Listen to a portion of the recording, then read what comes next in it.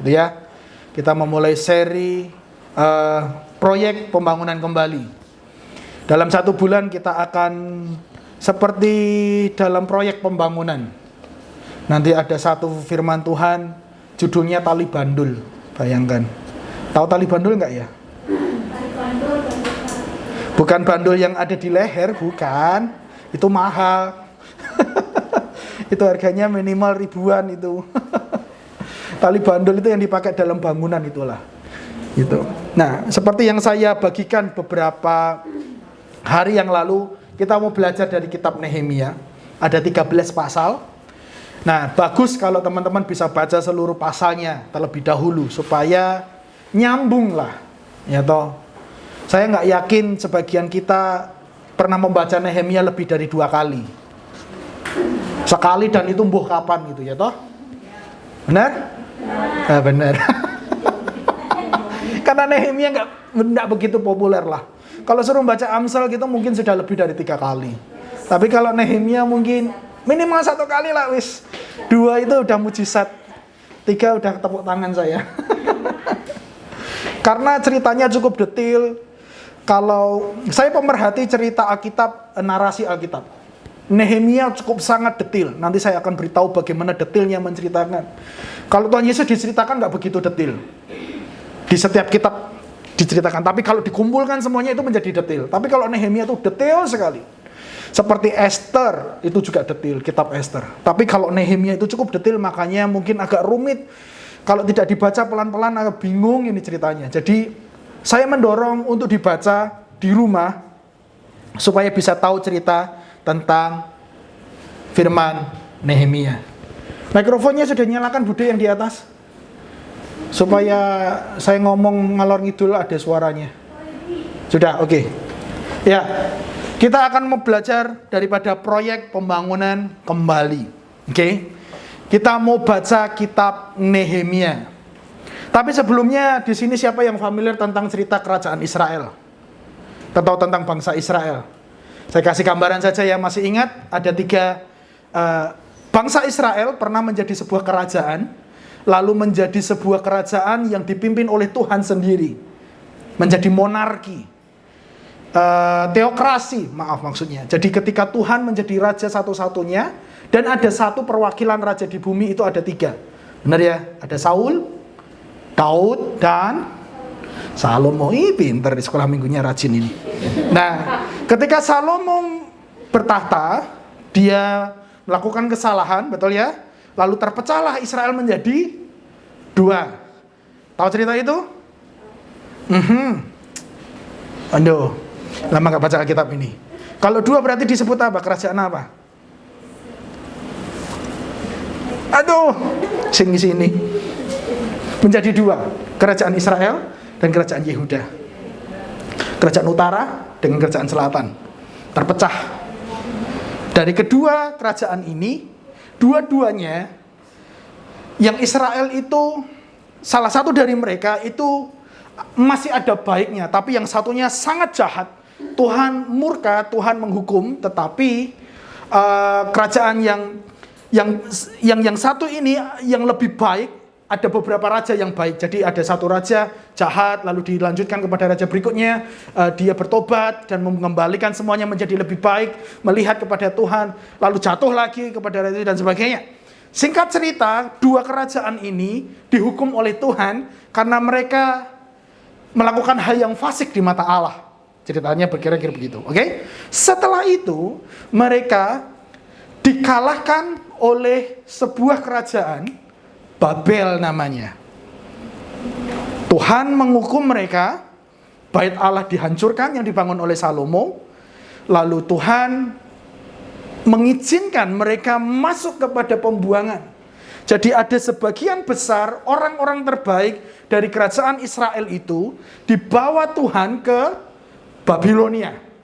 Nah, ini mungkin sudah mulai familiar ya. Dibawa kepada Babilonia. Di sanalah disebut masa pembuangan.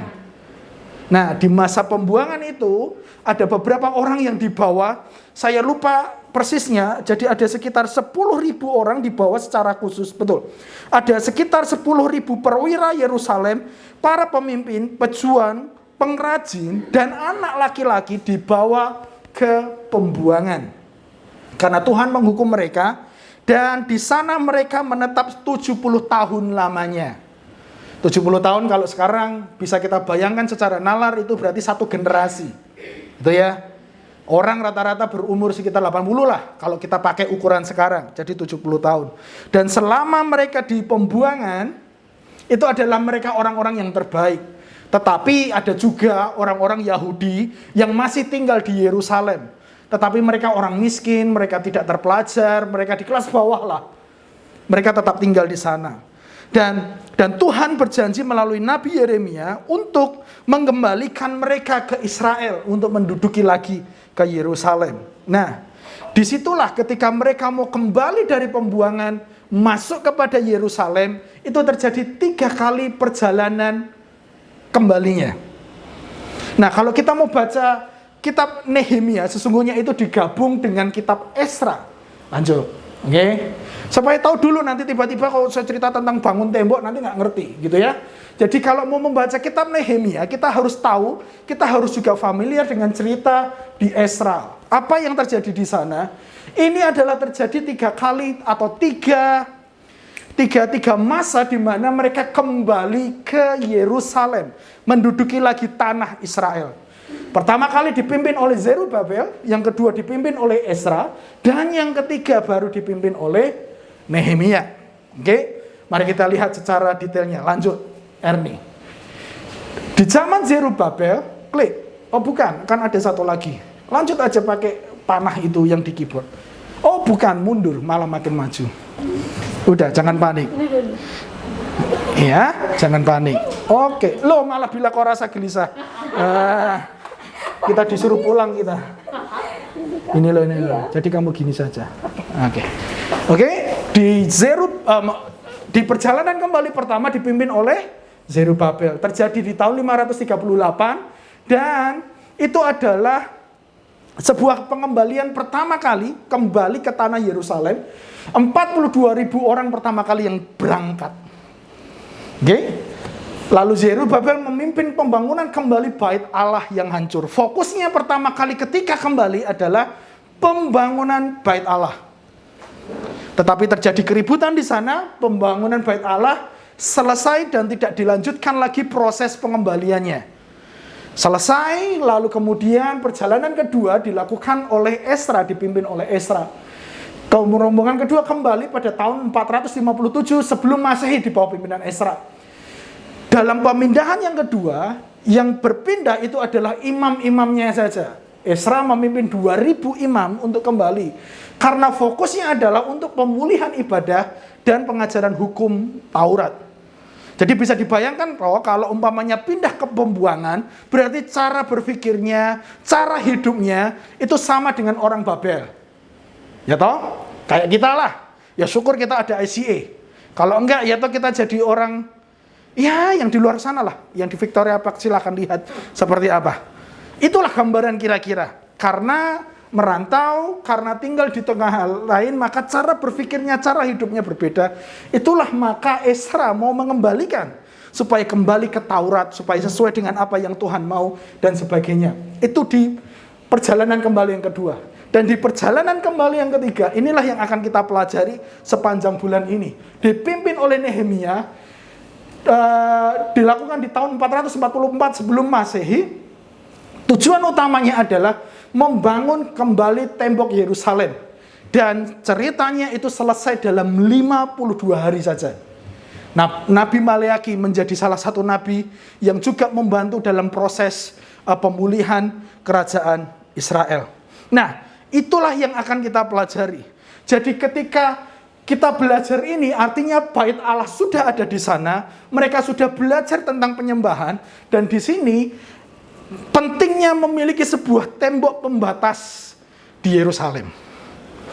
Nanti saya bahas lebih dalam lagi di berikutnya. Nehemia adalah tokoh penting di Alkitab yang perlu kita pelajari dalam bulan ini. Nah, di minggu pertama ini kita mau belajar memiliki sebuah judul, yaitu membangun kembali iman kita. Kita sudah baca ya di rumah pasal 1 dan pasal 2 ayat 8. Kita mau baca saja dulu. Nehemia pasal 1 ayat 1 sampai 3 dulu. Saya baca seperti ini. Riwayat Nehemia bin Hakalia pada bulan Kislev, tahun ke-20 ketika aku ada di Puri Susan. Datanglah Hanani salah seorang dari saudara-saudaraku dengan beberapa orang dari Yehuda.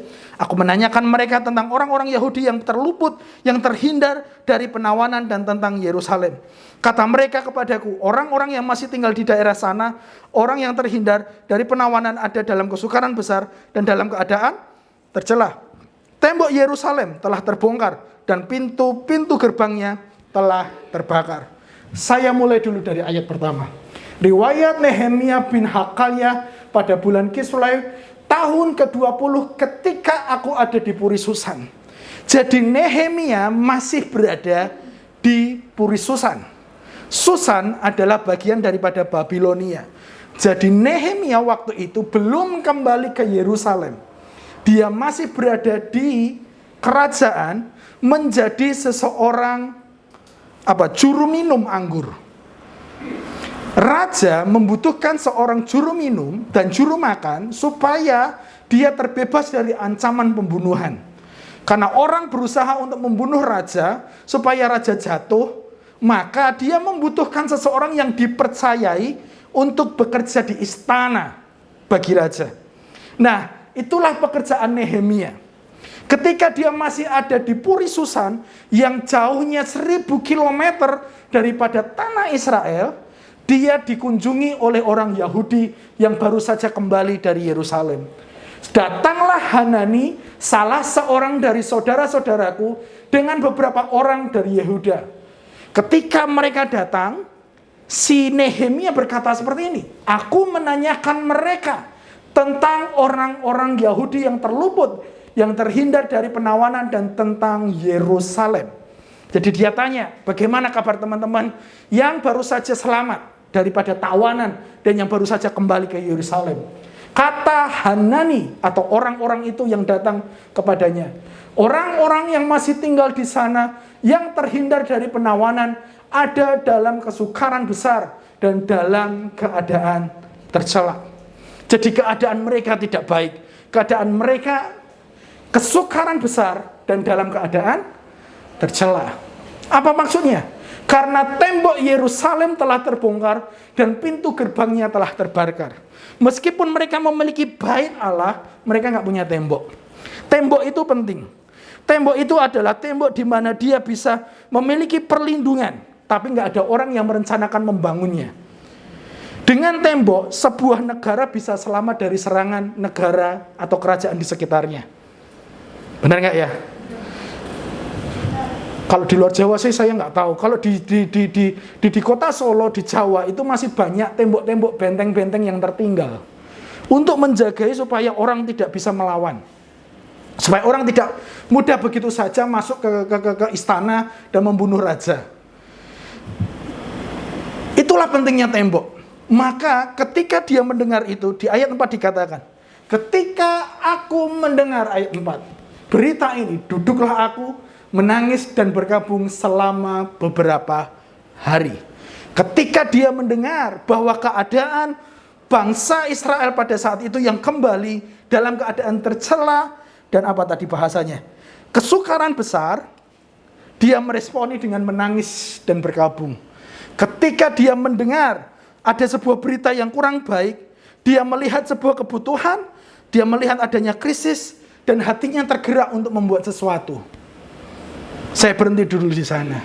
Teman-teman yang saya kasihi, ketika engkau mendengar sebuah berita yang kurang baik tentang umat Tuhan di belahan dunia lain, atau di kotamu, atau di gereja asalmu, apa yang menjadi responmu? Masihkah engkau memiliki sebuah kerinduan dan beban yang sama seperti yang dilakukan oleh Nehemia? Engkau terbeban, atau engkau biasa saja? Ya wis lah. Ya bersyukurlah saya di Hongkong ini.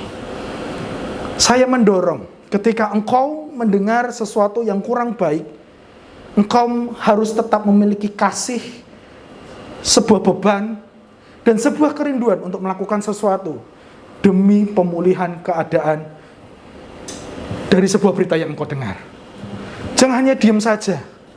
Oh ya sudah, semoga baik-baik saja. Lupa, sibuk lagi kerja, cari duit lagi. No, kita mesti memiliki sebuah kerinduan di mana kita mau melakukan sesuatu demi pemulihan mereka. Dan yang menarik, tidak berhenti dari sana. Dia tidak hanya menangis dan berkabung. Ini yang dia lakukan. Aku berpuasa dan berdoa kehadirat Allah semesta langit. Ketika dia tahu ada sebuah masalah, ketika dia tahu ada sebuah kebutuhan yang perlu dilakukan, dia tidak berhenti di menangis dan berkabung. Dia berpuasa dan berdoa kepada Allah. Kalau sampai sini saya merasa semua melakukannya. Semua orang kalau punya masalah pasti berkabung dan menangis. Tapi nggak semua orang berdoa. Semua orang pasti stres, semua orang pasti ya kurang enak hati kalau punya masalah. Tapi nggak semua orang berdoa. Mengerjakan dengan apa yang dia tahu, diselesaikan. Kita belajar sesuatu dulu di ayat 4. Ketika Nehemia tahu ada sebuah kebutuhan, dia nggak langsung melakukan sesuatu. Dia nggak langsung membuat sebuah rencana. Pertama kali yang dia lakukan adalah dia datang kepada Tuhan. Dia berdoa kepada Tuhan. Dia nggak gunakan kemampuan jasmaninya. Dia bawa itu kepada Tuhan. Biarlah Tuhan menjadi prioritas pertama ketika engkau memiliki sebuah masalah. Biarlah Tuhan menjadi sebuah tempat pertama yang engkau cari ketika engkau memiliki masalah. Bukan orang, tapi Tuhan. Berdoa dan berpuasa. Kehadirat Allah semesta langit setelah dia mendengar tentang sebuah masalah dan sebuah kebutuhan. Jangan jadikan Tuhan pilihan terakhir. Jangan seperti perempuan yang pendarahan seumur hidup. Setelah semuanya habis selalu cari Tuhan, mencari Yesus yang dia dengar. Jangan. Ketika engkau ada masalah, cari Tuhan. Ketika engkau ada masalah, berpuasalah. Maka Tuhan akan melakukan sesuatu dalam hidupmu. Nah, hari ini itu yang akan kita pelajari. Ketika kita tahu sesuatu, jangan langsung merencanakan. Tetapi kita berdoa seperti yang dilakukan oleh Nehemia. Sebelum ke sana, ada satu pertanyaan yang saya tanyakan dulu di awal, dan nanti saya akan singgung lagi di belakang. Adakah sesuatu yang perlu Anda bangun kembali hari-hari ini? Ketika Nehemia tahu tentang berita itu, dia pengen membangun kembali tembok itu demi umat Allah yang ada di Yerusalem. Dia pengen melihat ada sebuah kebutuhan untuk dilakukan. Tetapi pertanyaan yang ingin saya singgung di awal dulu, adakah sesuatu yang perlu engkau bangun hari-hari ini? Jika ada, jangan buru-buru membuat rencana, tetapi lakukan apa yang dilakukan oleh Nehemia. Berdoa dan berpuasa. Pertanyaannya, bagaimanakah Nehemia berdoa? Enggak panjang, hanya 2 saja. Dari 19 ayat yang kita baca, pasal 1, ayat 1 sampai 11 dan ayat 2 sampai 8. Ada 2 hal saja bagaimana Nehemia berdoa kepada Tuhan. Yang pertama, Nehemia berdoa penuh dengan iman. Nehemia adalah seseorang yang suka berdoa. Kalau teman-teman mau lihat, mau garis bawahi, ada sekitar 12 kali kata doa itu dituliskan dalam bentuk yang berbeda. 12 kali dituliskan di dalam kitab, hanya di 2 pasal saja, pasal 1 dan pasal 2. Dia orang yang berdoa berkali-kali. Dia berdoa dalam segala hal yang dia lakukan. Tidak ada yang terlalu besar dan tidak ada yang terlalu kecil, tidak ada yang terlalu sederhana bagi Nehemia untuk tidak didoakan. Semua hal yang dia lakukan, dari pasal 1 sampai pasal 13, Anda akan bisa lihat bagaimana dia pergi kepada Tuhan, membawa itu kepada Tuhan, dan dia berhasil melakukan semua rencana pembangunan tembok Yerusalem. Doa harus menjadi bagian dalam kehidupan kita, jemaat Tuhan. Doa bukan hanya ketika engkau butuh saja, bukan. Tapi setiap hari, setiap kali, sebagai sebuah usaha untuk membawa Tuhan terlibat dalam hidupmu. Begitu banyak hal yang bisa engkau lakukan dengan tanganmu. Tetapi ada satu hal yang bisa membuat engkau melebihi kemampuan batas naturalmu ketika engkau menarik Tuhan dan terlibat dalam hidupmu. Izinkan Tuhan terlibat dalam keluargamu. Izinkan Tuhan terlibat dalam pekerjaanmu. Izinkan Tuhan terlibat dalam hubunganmu dengan keluarga melalui doamu. Berdoalah setiap hari, tapi berdoa dengan penuh iman. Apa maksudnya? Kita baca pelan-pelan. Ayat yang kelima dikatakan seperti ini. Kataku, dia memulai doanya. Ya Tuhan Allah semesta langit, Allah yang maha besar dan dahsyat, yang berpegang pada perjanjian dan kasih setianya terhadap orang yang kasih kepadanya dan tetap mengikuti perintah-perintahnya. Saya ulangi. Ya Tuhan Allah semesta langit, Allah yang maha besar dan dahsyat, yang berpegang pada perjanjian dan kasih setianya. Nehemia menunjukkan doanya penuh iman dengan memberitahukan bahwa dia Tuhan yang besar, dengan mengakui bahwa dia Tuhan yang maha besar dan maha dahsyat, dan dia juga mengakui bahwa Tuhan itu berpegang pada perjanjian dan kasih setianya. Jadi yang pertama, doa dengan penuh iman itu adalah doa dengan percaya bahwa Tuhan setia kepada janji-janjinya. Ketika engkau mau berdoa dengan penuh iman, maka akui dalam doamu bahwa dia Tuhan yang besar, dia Tuhan yang dahsyat, dan dia Tuhan yang berpegang kepada janji-janjinya. Lanjut, ayatnya 6. Berilah tanganmu dan bukalah matamu, dan dengarkanlah doa hambamu, yang sekarang kupanjatkan ke hadiratmu siang dan malam, bagi orang Israel, hamba-hambamu itu, dengan mengaku segala dosa yang kami, orang Israel, telah lakukan terhadapmu. Juga aku dan kaum keluargaku telah berbuat dosa. Kami telah sangat bersalah terhadapmu, dan tidak mengikuti perintah-perintah, ketetapan-ketetapan, dan peraturan-peraturan yang telah kau perintahkan kepada Musa, hambamu itu. Di bagian yang kedua, doa penuh dengan iman, itu berdoa dengan percaya bahwa dia Tuhan mendengar setiap doa. Dia berkata, berilah telingamu dan bukalah matamu, dan dengarkanlah doa hambamu. Dia dengan yakin dan percaya bahwa Tuhan itu akan mendengarkan setiap doa yang dia panjatkan kepadanya. Dia Tuhan yang akan memberikan telinga dan membuka matanya kepada setiap doa yang dipanjatkan kepadanya. Menarik, lanjut lagi ayat 8. Okay? Ingatlah akan firman yang kau pesankan kepada Musa, hambamu itu, yakni bila kamu berubah setia, kamu akan kucerai beraikan di antara bangsa-bangsa. Tetapi bila kamu berbalik kepadaku dan tetap mengikuti perintah-perintahku serta melakukannya, maka sekalipun orang-orang buanganmu ada di ujung langit, akan kukumpulkan mereka kembali dan kubawa ke tempat yang telah kupilih untuk membuat namaku diam di sana. Ini adalah firman atau janji yang pernah Tuhan ucapkan, yang dilakukan oleh Nehemia sederhana, hanya mengingatkan Tuhan. Ingatlah Tuhan akan firman yang kau pesankan. Oke? Ayat 8 dan 9, dia menyodorkan janji, dia menyodorkan sebuah firman yang Tuhan pernah katakan. Dia enggak ngomong banyak hal, dia memberitahu Tuhan, ini loh ada sebuah firman. Lalu di ayat 10 dikatakan, bukankah mereka ini hamba-hambamu dan umat-umatmu yang telah kau bebaskan dengan kekuatanmu yang besar, dengan tanganmu yang kuat.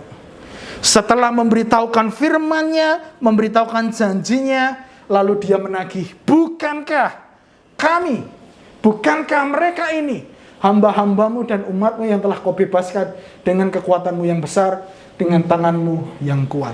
Jadi bagian yang ketiga, loncat dulu, nanti saya kembali ke ayat 11. Ketika kita mau berdoa dengan penuh iman, kita berdoa dengan mengklaim janji Tuhan.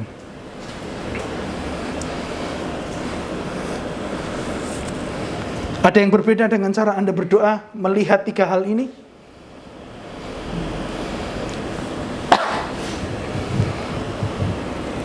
Sebelum dia meminta, dia menyodorkan dulu, Tuhan, ini loh, kamu yang berjanji. Sekarang janjimu itu harus terjadi padaku, karena aku bagian daripada janjimu itu. Ayat 11. Setelah dia menyodorkan, balik di slide sebelumnya, mundur 1. Setelah dia menyodorkan janji Tuhan, baru dia minta, ya Tuhan, berilah telinga kepada doa hambamu ini, dan kepada doa-doa hambamu yang rela takut akan namamu. Dan biarlah hambamu berhasil hari ini dan mendapat belas kasihan dari orang ini, raja maksudnya.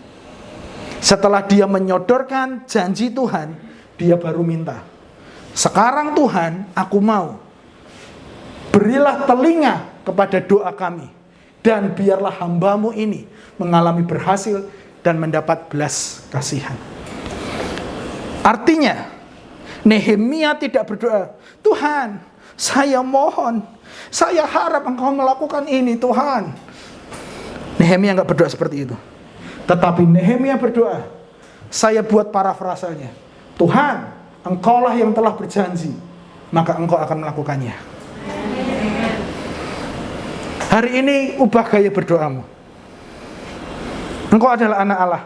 Engkau telah dijadikan anak Allah. Engkau memiliki hak untuk mengklaim, meminta janji yang Tuhan sudah berikan. Bukan, Tuhan, tolong Tuhan, tolong toh Tuhan. Saya masih mendengar dan saya kadang ketawa kalau ada orang berdoa seperti itu. Ini orang baca Alkitab nggak sih? Ini orang ngerti nggak sih statusnya apa kepada Tuhan ketika berdoa? Kok kayak om gitu yang jauh banget, om minta oleh-olehnya om. Om kan dari kampung, om dari luar negeri, om oleh-oleh dong om. Kita itu anak. Oh kasihan Kak Jerinja jauh sekali saya ke sini. Kita itu anaknya Tuhan, bukan ponakannya. Bapa, engkau kan yang janji, maka engkau akan melakukannya bagiku. Jangan lagi Tuhan, saya mohon, oh Tuhan saya harap engkau melakukannya.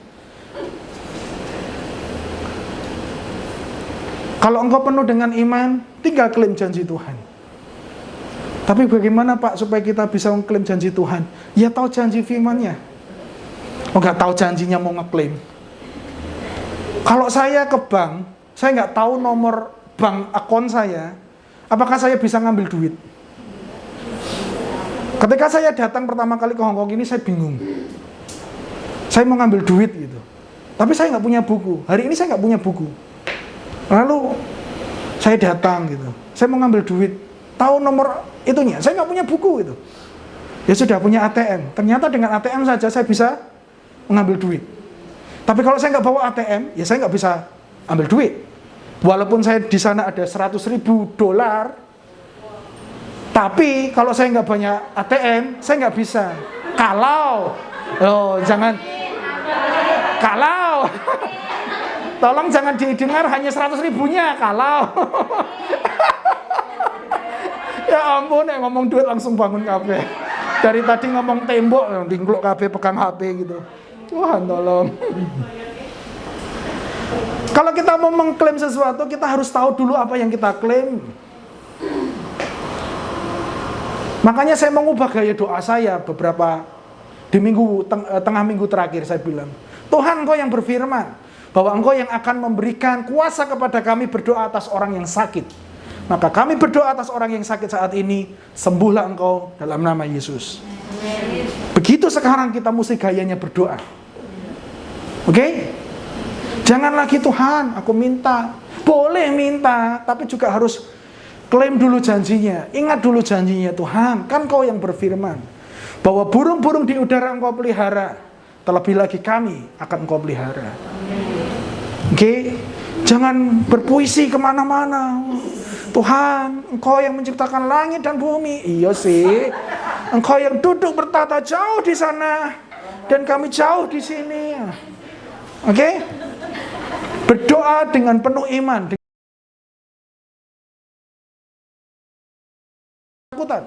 Karena raja notice memperhatikan sesuatu yang berbeda dari kehidupan Nehemia.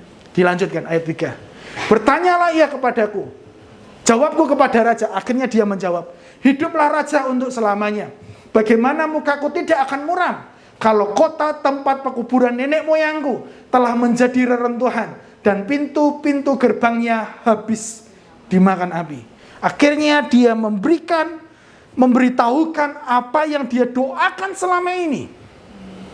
Dia memberitahukan apa yang menjadi pergumulannya kepada raja. Jadi yang pertama yang terjadi adalah, lanjut, kesempatan ilahi. Nehemia mendapatkan kesempatan untuk menyampaikan kerinduan hatinya kepada raja. Orang gak bisa sembarangan ngomong sama raja. Orang gak bisa sembarangan ngomong. Tetapi ketika dia bekerja, hanya melakukan seperti rutinitas biasa, Tuhan memberikan sebuah kesempatan ilahi. Bukan sebuah rencana, tapi secara ilahi yang tidak dia sengaja. Nanti saya beritahukan bagaimana itu tidak sengaja. Lanjut dulu. Yang kedua, apa yang terjadi dalam hidupnya? Dia mengalami tuntunan ilahi. Di mana Pak tuntunan ilahinya? Kita baca lanjut. Lalu kata raja kepadaku, jadi apa yang kau inginkan? Maka aku berdoa kepada Allah semesta langit. Tidak direncanakan bukan? Dia nggak punya rencana untuk ngomong kepada raja, enggak. Kenapa? Dari mana taunya? Karena ketika raja bertanya, kamu butuh apa? Dia tidak melakukan dengan akalnya. Dia tidak tahu, dia tidak persiapan. Maka dia berdoa kepada Allah. Dia meminta, Tuhan, tolong saya. Bagaimana menerangkannya? Maka aku berdoa kepada Allah semesta langit. Kemudian jawabku. Oke? Jadi ada sebuah percakapan di sana. Raja bertanya, dia menjawab. Dia menjawab bagaimana? Jika raja menganggap baik dan berkenan kepada hambamu ini, utuslah aku ke Yehuda, ke kota pekuburan nenek moyangku, supaya aku membangunnya kembali. Lanjut. Lalu bertanyalah raja, ya toh, tiktokan lagi. Bertanyalah raja kepadaku, sedang permasyuri duduk di sampingnya. Berapakah lama dalam perjalanan? Dan bilakah engkau kembali? Dan raja berkenan mengutus aku sesudah aku menyebut. Tidak dituliskan sih, dia menjawab seberapa lama. Pokoknya dia menjawab. Dia tahu apa yang menjadi jawaban ketika raja bertanya. Dia tidak menyiapkannya. Sesudah aku menyebut suatu jangka waktu tertentu. Berkatalah aku kepada raja, jika raja menganggap baik, berikanlah aku surat-surat bagi bupati-bupati di daerah seberang sungai Efrat, supaya mereka memperbolehkan aku, lalu sampai aku tiba di Yehuda. Lanjut, 8. Pula sepucuk surat bagi Asaf, pengawas taman raja, supaya dia memberikan aku kayu untuk memasang balok-balok pada pintu-pintu gerbang di benteng bait suci, untuk tembok kota, untuk rumah yang akan ku diami. Jadi bagian yang kedua adalah adanya tuntunan ilahi. Nehemia mendapat tuntunan ilahi untuk menjelaskan permintaannya dan rencananya. Jadi kesempatan itu terjadi bukan sebuah kesengajaan, tanpa persiapan. Dan meski tanpa persiapan, Tuhan kasih hikmat. Dia berdoa kepada Tuhan, Tuhan, bagaimana aku menjelaskannya? Dan semua terjadi, pak. Dia menjawab, dan semuanya baik. Tuhan akan melakukan sebuah tuntunan ilahi kepada setiap doamu. Meskipun tidak terfikirkan, Tuhan ini mau gimana, apa yang harus saya lakukan.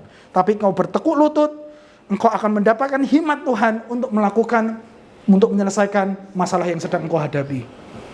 Ketika engkau melihat sebuah jalan buntu, bertekuk lututlah, berdoa dengan penuh iman, maka Tuhan akan menunjukkan tuntunan ilahi terhadap masalah yang sedang engkau hadapi. Karena seringkali dengan logika manusia gak ketemu. Dengan begini pasti gagal. Ini makin besar masalahnya. Tekuk lututmu, Tuhan kasih tuntunan ilahi untuk menyelesaikannya. Kalau dengan manusia mungkin tutup lubang, gali lubang, tutup lubang gali, tutup lagi, dan sebagainya. Tapi dengan tuntunan Tuhan, semuanya dibuat dengan beres. Yang ketiga, apa yang dia alami oleh Nehemia? Dia mengalami perkenanan Tuhan. Bagian B, ayat 8. Apa yang dialami? Dan raja mengabulkan permintaanku itu karena tangan Allahku yang murah melindungi aku. Bukan hanya ditanya, bukan hanya diberikan sebuah kesempatan untuk menerangkan. Bahkan raja meng-ACC dan memberikan surat apa yang dimintakan. Perkenanan Tuhan ditunjukkan kepada Nehemia. Karena dia terus berdoa dengan gigih dan penuh iman. Perkenanan Tuhan dirasakan. Tulisan saya bagaimana? Selanjutnya. Permintaan Nehemia dikabulkan oleh raja karena Tuhan.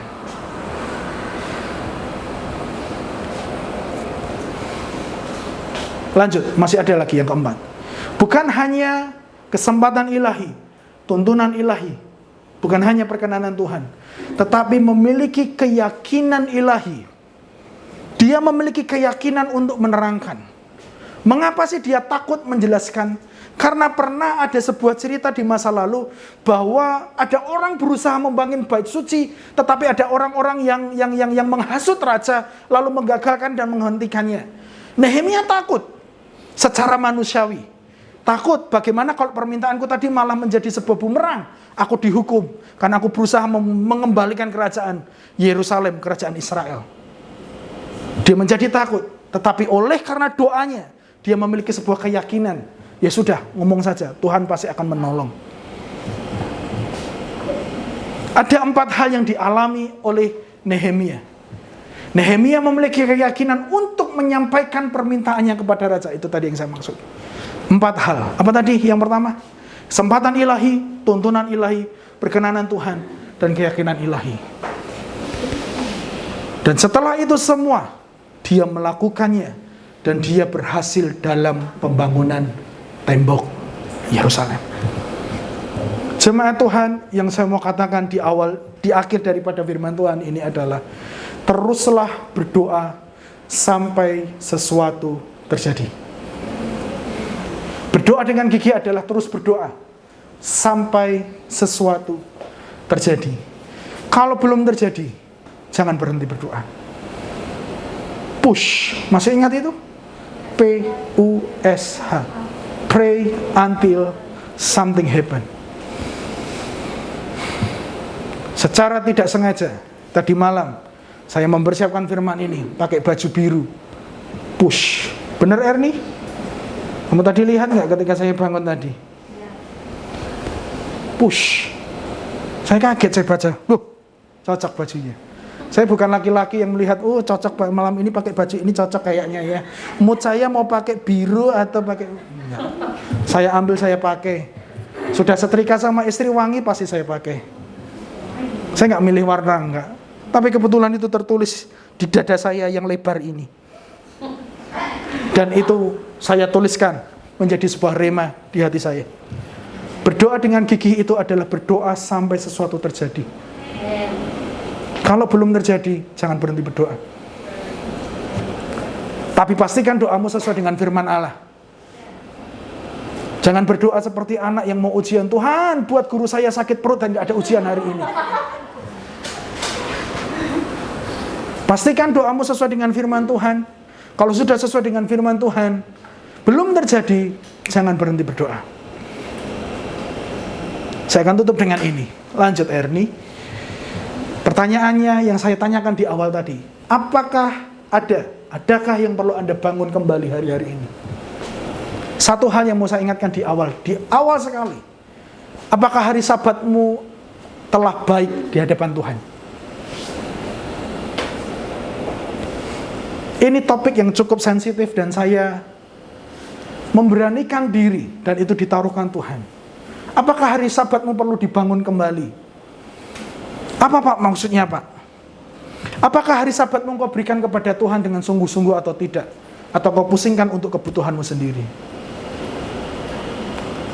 Jemaat Tuhan, kita di Hongkong ini bukan untuk bekerja, tapi kita di sini Hongkong ini untuk memuliakan Tuhan melalui pekerjaan kita. Jangan dibalik. Saya datang ke Hongkong bekerja, lalu saya ada waktu libur saya ke gereja, bukan. Dimanapun engkau berada, Tuhan harus nomor 1, baru kebutuhanmu. Kalau Tuhan engkau utamakan di hari Sabatmu, maka pekerjaanmu, perjalanan hidupmu, semuanya akan diatur oleh Tuhan. Bangun kembali hari Sabatmu. Saya akan terus mendorong dan mendoakan sampai engkau bisa mendapatkan libur di hari Minggu.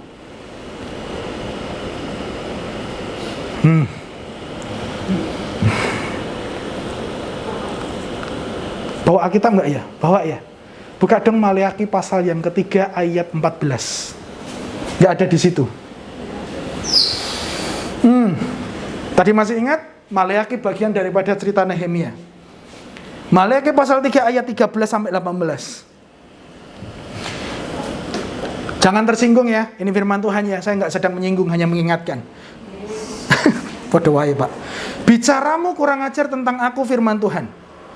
Tetapi kamu berkata, apakah kami bicarakan di antara kami tentang engkau? Kamu berkata, adalah sia-sia beribadah kepada Allah. Apakah untungnya kita memelihara apa yang harus dilakukan terhadapnya dan berjalan dengan pakaian berkabung di hadapan Tuhan semesta alam? Jadi pada saat itu bangsa Israel, umat yang baru saja pulang dalam pembuangan, mereka tidak mengindahkan Tuhan. Mereka bahkan berkata, adalah sia-sia beribadah kepada Allah. Mungkin ada orang yang berkata seperti itu ya. Ada orang Kristen, ngapain sih ke gereja? Sia-sia, mau gitu-gitu aja. Hidupnya nggak ada berubah 280 derajat. Paling kelihatan rohani, begitu saja. Ada pasti begitu. Saya tahu ya, ada. Makanya nggak ke gereja ya toh. Karena dia berkata, adalah sia-sia beribadah kepada Allah. Mendingan part-time, mendingan jalan-jalan naik gunung, mendingan ya begitulah, saya nggak mau tambahkan dosa mereka. Apakah untungnya kita memelihara apa yang dilakukan terhadapnya dan berjalan dengan pakaian berkabung di hadapan Tuhan semesta alam? 15. Oleh sebab itu kita menyebut berbahagia orang-orang yang gegabah. Bukan saja mujur orang-orang yang berbuat fasik itu, tetapi dengan mencobai Allah pun mereka luput juga. Beginilah berbicara satu sama lain orang-orang yang takut akan Tuhan. Nah sekarang orang-orang yang takut akan Tuhan ngomong.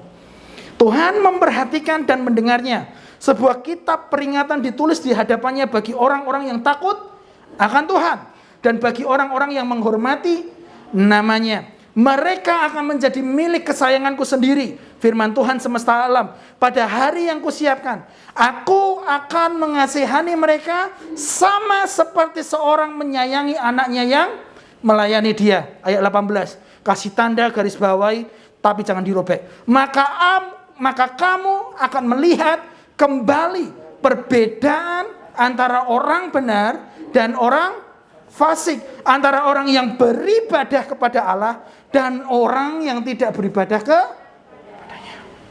Tuhan akan menunjukkan perbedaan bagi mereka yang beribadah dan bagi mereka yang tidak beribadah.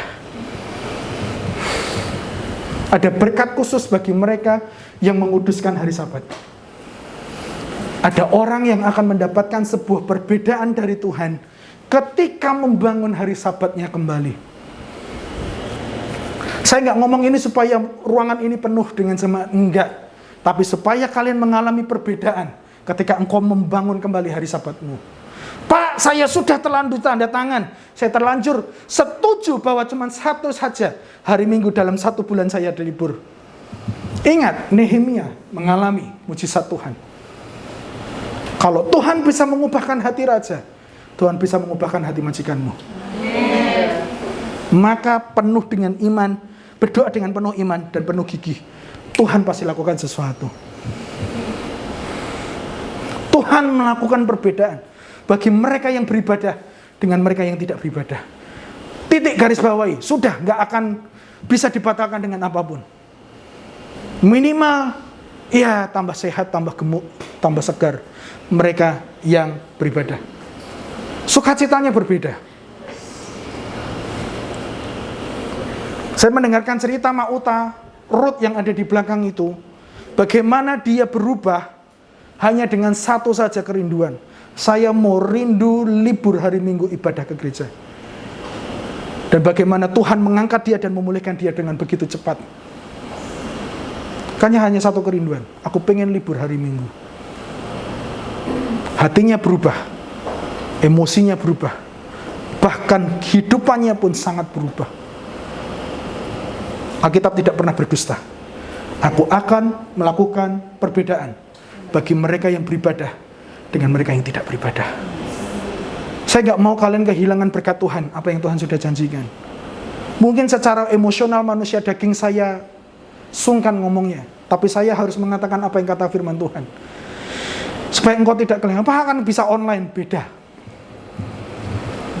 Pak, dulu kan gak ada online zaman Malayaki. Iya, tahu saya. Tapi seberapa sih yang bisa engkau lakukan ibadah di rumah dengan online-mu?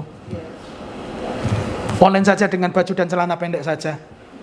Belum tentu tutup mata ketika diajak berdoa oleh pemimpin pujian. Mungkin sambil nyemil apapun lah itu. Jemaat Tuhan, Tuhan akan melakukan perbedaan. Pak, bagaimana caranya? Ya udah, lakukan apa yang dikatakan oleh Nehemia. Berdoa, Tuhan, aku mau membangun kembali hari Sabatku. Aku mau mengembalikan hari Sabat supaya aku mengalami berkat perbedaan dengan mereka yang tidak beribadah. Sekali lagi secara manusia saya mohon maaf, tapi sebagai hamba Tuhan saya mau supaya berkat itu tidak hilang daripadamu. Tuhan mau memulihkan hidupmu kembali dengan mendahulukan hari Sabatnya Tuhan. Ya, bagi yang sudah lulus, mungkin ada sebuah hubungan rusak yang perlu engkau bangun hari-hari ini. Atau yang sudah lulus, mungkin imanmu perlu engkau bangun hari-hari ini. Bangun kembali imanmu. Jangan mudah rontok begitu saja dengan apa yang engkau dengar, apa yang orang katakan kepadamu, atau peristiwa di masa lalu. Jangan mudah hancur. Bangun kembali dengan kokoh. Caranya gimana, Pak? Berdoa, berdoa, dan berdoa. Atau mungkin engkau perlu membangun kehidupan seseorang yang sedang hancur hari-hari ini, yang sedang jauh dari Tuhan, yang sedang memicingkan matanya dengan kebenaran Tuhan. Doakan sampai terbangun kembali iman di dalam kehidupan orang tersebut. Atau engkau mau berdoa buat komunitas. Nehemia ini berbicara bukan tentang dirinya sesungguhnya, tapi berbicara bagaimana supaya umat Tuhan bisa mengalami sebuah hal yang lebih baik. Daripada keadaan yang tercela itu menjadi dipulihkan. Yang kurang baik itu menjadi baik kembali. Dia tidak memusingkan dirinya, tapi dia sedang memusingkan orang lain. Karena dia sudah merasa baik, dia merasa sudah nyaman. Tuhan sudah melakukan banyak hal dalam kehidupannya. Inilah waktunya dia bekerja untuk orang lain. Inilah waktunya dia berdoa untuk orang lain. Maka dari itu saya mau bertanya, adakah orang-orang di sekitar kita yang perlu dibangun supaya mereka bisa kembali kepada Tuhan?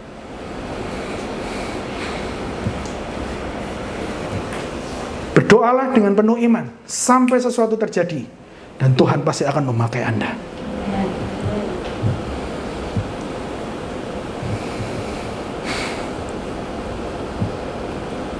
Apa yang perlu engkau bangun hari-hari ini? Bawa itu kepada Tuhan saat ini. Saya menikmati penyembahan kita sejak awal. Saya sangat merasa bahwa Tuhan mau berbicara sesuatu ke hati kita, beberapa orang di tempat ini. Tadi malam saya berdoa, kami berdoa. Satu hal yang ditaruhkan Tuhan di hati saya. Ketika kami melayani di sini, kami seperti seorang tukang pos. Jadi kami hanya akan menyampaikan apa yang Tuhan taruhkan di hati kami kepada beberapa orang di tempat ini. Dan saya merasa bahwa Tuhan sedang mengingatkan beberapa di antara kita untuk membangun kembali yang menjadi reruntuhan di kehidupan. Adakah yang sedang runtuh hari-hari ini di sekitar kehidupanmu? Bawa itu kepada Tuhan. Minta hikmat Tuhan. Minta kesempatan ilahi. Minta tuntunan ilahi. Dan minta perkenanan Tuhan. Sampai itu bisa dibangun kembali. Mari kita datang kepada Tuhan.